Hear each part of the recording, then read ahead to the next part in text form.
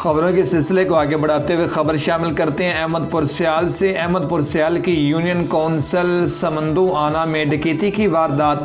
डकैत असले की नोक पर नकदी और जेवरात लूट कर फरार। पुलिस मसरूफ़ तफ्तीश। मजीद हमारे नुमाइंदा मोहम्मद इरफान हरपल हमारे साथ मौजूद हैं, तफसीलात उनसे जानते हैं।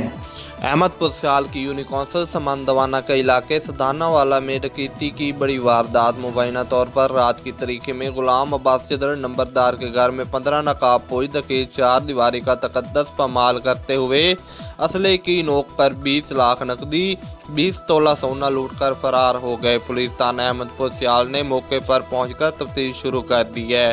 कैमरामैन टीम के साथ मोहम्मद इरफान हरपल, सिटी 5 टीवी, अहमदपुर सियाल।